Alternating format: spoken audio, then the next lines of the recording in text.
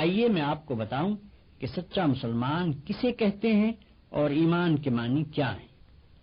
آپ کو معلوم ہے کہ انسان ایک کلمہ پڑھ کر مسلمان بنتا ہے، اور وہ کلمہ بھی کچھ بہت زیادہ لمبا چوڑا نہیں ہے، صرف چند لفظ ہیں۔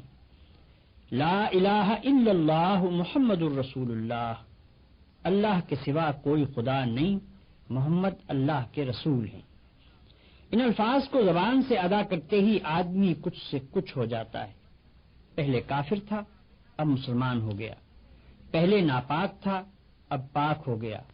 پہلے خدا کے غضب کا مستحق تھا، اب اس کا پیارا ہو گیا۔ پہلے دوزخ میں جانے والا تھا، اب جنت کا دروازہ اس کے لیے کھل گیا۔ اور بات صرف اتنے ہی پر نہیں رہتی، یہ کلمہ ایسی چیز ہے جو غیروں کو ایک دوسرے سے ملا دیتی ہے اور اپنوں کو ایک دوسرے سے کاٹ دیتی ہے۔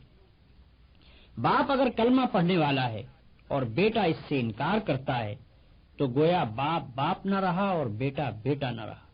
باپ کی جائیداد سے اس بیٹے کو ورثہ نہ ملے گا۔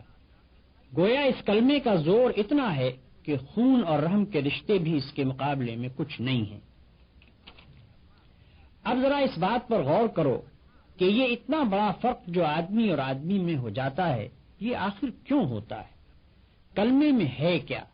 صرف چند حرف ہی تو ہیں، لام، الف، ہے، میم، واو، سین اور ایسے ہی دو چار حروف اور۔ ان حرفوں کو ملا کر اگر منہ سے نکال دیا تو کیا کوئی جادو ہو جاتا ہے کہ آدمی کی کایا پلٹ جائے؟ آدمی اور آدمی میں کیا بس اتنی سی بات سے زمین و آسمان کا فرق ہو سکتا ہے؟ میرے بھائیو، تم ذرا سمجھ سے کام لوگے تو تمہاری عقل خود کہہ دے گی کہ فقط منہ کھولنے اور زبان ہلا کر چند حرف بول دینے کی اتنی بڑی تاثیر نہیں ہو سکتی۔ بت پرست مشرک تو ضرور یہ کہہ سکتے ہیں کہ بس ایک منتر پڑھ دینے سے پہاڑ ہل جائے گا، زمین شق ہو جائے گی اور چشمے ابلنے لگیں گے، چاہے منتر کے معنی کی کسی کو خبر نہ ہو۔ مگر اسلام میں یہ بات نہیں ہے۔ یہاں اصل چیز معنی ہے۔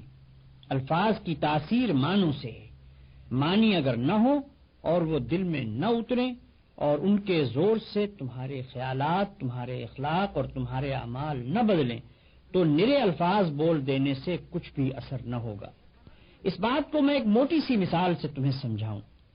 فرض کرو تمہیں سردی لگتی ہے، اگر تم زبان سے روئی لحاف پکارنا شروع کر دو تو سردی لگنی بند نہ ہوگی، چاہے تم رات بھر میں 1,00,000 تسبیحیں روئی لحاف کی پڑھ ڈالو۔ ہاں، اگر لحاف میں روئی بھروا کر اوڑھ لوگے تو سردی لگنی بند ہو جائے گی۔ فرض کرو کہ تمہیں پیاس لگ رہی ہے، اگر تم صبح سے شام تک پانی پانی پکارتے رہو تو پیاس نہ بجھے گی۔ ہاں، پانی کا ایک گھونٹ لے کر پی لوگے تو کلیجے کی ساری آگ فوراً ٹھنڈی ہو جائے گی۔ بس یہی حال کلمہ طیبہ کا بھی ہے۔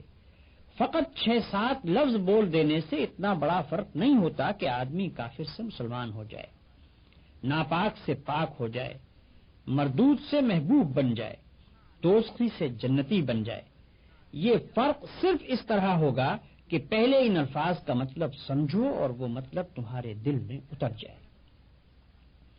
پھر تمہیں اچھی طرح یہ احساس ہو کہ تم اپنے خدا کے سامنے اور ساری دنیا کے سامنے کتنی بڑی بات کا اقرار کر رہے ہو، اور اس اقرار سے تمہارے اوپر کتنی بڑی ذمہ داری آ گئی ہے۔ پھر یہ سمجھتے ہوئے جب تم نے اقرار کر لیا تو اس کے بعد تمہارے خیالات پر اور تمہاری ساری زندگی پر اس کلمے کا قبضہ ہو جانا چاہیے۔ پھر تم کو اپنے دل و دماغ میں کسی ایسی بات کو جگہ نہ دینی چاہیے جو اس کلمے کے خلاف ہو۔ پھر تم کو ہمیشہ کے لیے بالکل فیصلہ کر لینا چاہیے کہ جو بات اس کلمے کے خلاف ہے وہ جھوٹی ہے اور یہ کلمہ سچا ہے۔ اس کلمے کا اقرار کرنے کے بعد تم کافروں کی طرح آزاد نہیں رہے کہ جو چاہو کرو، بلکہ اب تم پابند ہو اس بات کے کہ یہ کلمہ جو کہے اس کو کرنا پڑے گا اور جس سے وہ منع کرے اس کو چھوڑنا پڑے گا۔ اس طرح کلمہ پڑھنے سے آدمی مسلمان ہوتا ہے، اور اس طرح کلمہ پڑھنے کی وجہ سے آدمی اور آدمی میں اتنا بڑا فرق ہوتا ہے جس کا ذکر میں نے ابھی تم سے کیا۔